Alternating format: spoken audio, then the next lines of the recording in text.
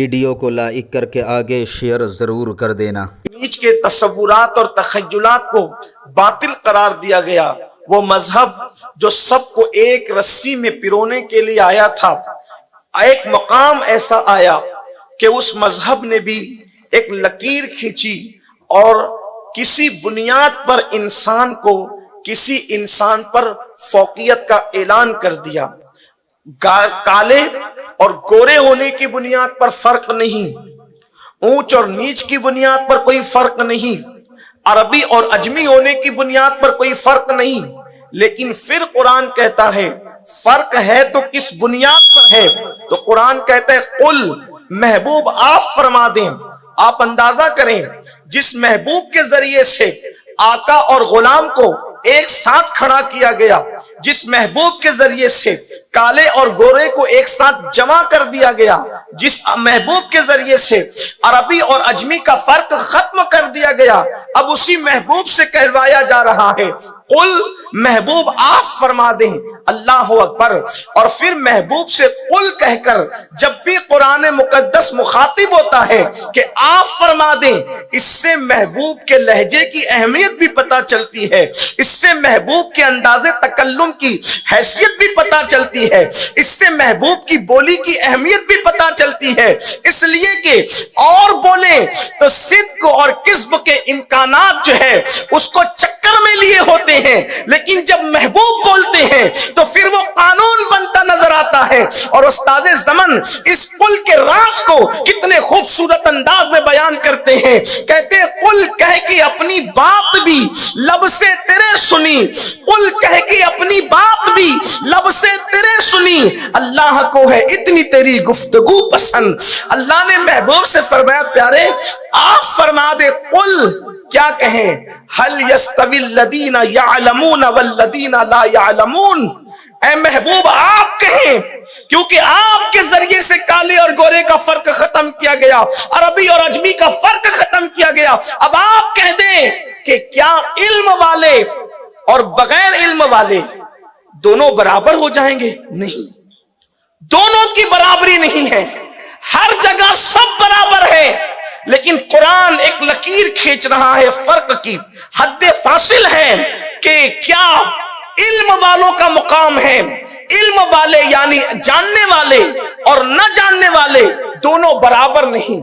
اب اگر اس کو ایک اور مقام پر دیکھیں، یہاں قرآن علم اور علم نہ ہونے کی بنیاد پر فرق کر رہا ہے، علم والوں کا مرتبہ بلند ہے، جن کے پاس علم نہیں ان کو وہ مرتبہ حاصل نہیں، اور دوسرے مقام پر پھر قرآن کہتا ہے جہاں برابری نہیں ہے الگ الگ چھانٹ دیا، قرآن کہتا ہے لا یستوی اصحاب النار و اصحاب الجنہ، اے محبوب سے یہاں کہلوایا گیا ہے کہ علم والے اور بغیر علم والے دونوں برابر نہیں، اور اب دوسرے مقام پر کہا جا رہا ہے کہ جنت والے اور جہنم والے دونوں برابر نہیں، تو گویا کہ علم والے بغیر علم والے دونوں برابر نہیں، جنت والے اور جہنم والے دونوں برابر نہیں، تو قرآن کی تفسیر قرآن بالقرآن سے پتہ چل رہا ہے کہ علم کا راستہ جنت کی طرف لے جاتا ہے، اور علم کے بغیر جو راستہ جاتا ہے وہ جہنم کی طرف لے جاتا ہے۔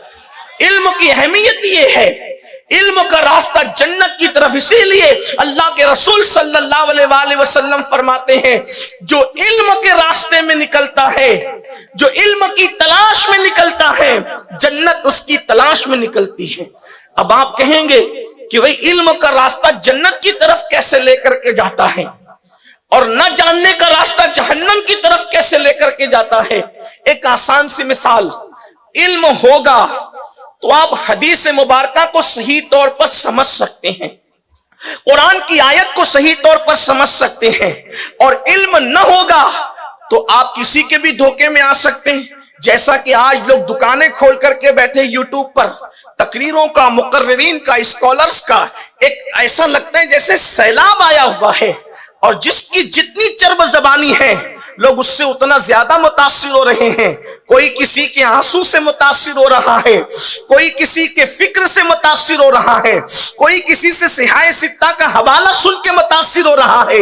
वजह क्या है? आज हमारे पास इल्म नहीं। और याद रखना, जितने भी फजाइल इल्म बयान किए जाते हैं, इल्म और उलमा के फजाइल, उससे पहले नंबर पर सिर्फ और सिर्फ कुरान और हदीस के उलूम हैं। और याद रखना, बाकी असरी उलूम और जितने दूसरे उलूम हैं, हम उसकी अहमियत का इनकार नहीं करते, लेकिन वो इस फजीलत के अंदर शामिल नहीं है, उसका सानवी दर्जा है। अल्लाह अकबर। लेकिन असल जो उलूम है वो कुरान और सुन्नत के उलूम है, कुरान और अहदीस के उलूम है। मेरी कौम ने कॉलेज के जीने पर जाकर के साइंस ज्योग्राफी को तो हासिल किया, लेकिन कुरान मुकद्दस से दूर रहे, अहदीस तैयबा से दूर रहे। और याद रखना, आज दुनिया जो है हमें कॉलेज जाने से नहीं रोकती, आज दुनिया यूनिवर्सिटी जाने से नहीं रोकती, आज दुनिया साइंस और ज्योग्राफी पढ़ने से नहीं रोकती। दुनिया को जो चीज खटकती है वो ये मकातिब खटकते हैं, ये मदारिस खटकते। क्यों?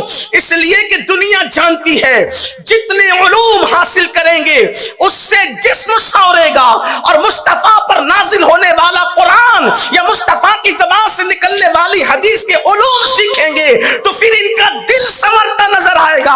और याद रखना, जिस्म सौरेगा तो उसे मिट्टी खा सकती है, लेकिन दिल संवर जाएगा तो फिर कफन भी मैला नहीं हुआ करता और इंसान की नस्लें संवर जाया करती है।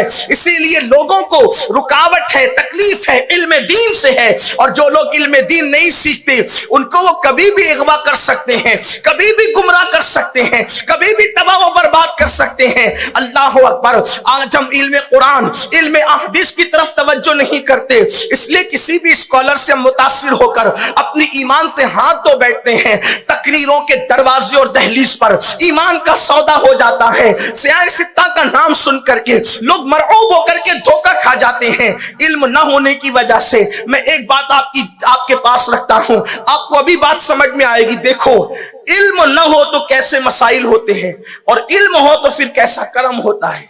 इसीलिए कुरान कहता है, हल यस्तविल लदीना यअलमून वल्लदीना ला यअलमून। इल्म वाले और अनपढ़ दोनों बराबर नहीं, जानने वाले न जानने वाले दोनों बराबर नहीं। देखिए, एक हदीस है, हदीस सब लेकर आ रहे हैं, कुरान की आयतें सब लेकर के आ रहे हैं, लेकिन उसकी तशरीह मन गढ़ंत करके लोगों को, बिलखुसूस जवानों को गुमराह करते हैं। नंबर एक हदीस है जिस पर हमारा भी और दीगर मकातिब फिक्र का भी इत्तिफाक है, बल्कि हमसे ज्यादा इस हदीस को वो लोग पढ़ते हैं। और हैरत अंगेज बात यह है कि हरमैन में ये हदीस ज्यादा पढ़ी जाती है, हरमैन शरीफैन में ये हदीस ज्यादा पढ़ी जाती है, और उनके जलसों में भी इस हदीस को कसरत के साथ पढ़ा जाता है। वो हदीस क्या है? हदीस ये है कि मेरी कब्र को ईदगाह मत बनाओ। ये हदीस है। हम लोग इसका इनकार नहीं करते, इसलिए कि हदीस का इनकार करना जानबूझकर ये अल्लाह के रसूल के साथ बगावत और जफाकारी है। न कोई अपनी मर्जी से हदीस हमारे यहां गढ़ने की इजाजत है, और ना कोई हदीस मौजूद हो तो उसके इनकार करने की इजाजत है। अगर अच्छा लगा हो तो लाइक करके आगे शेयर जरूर कर देना।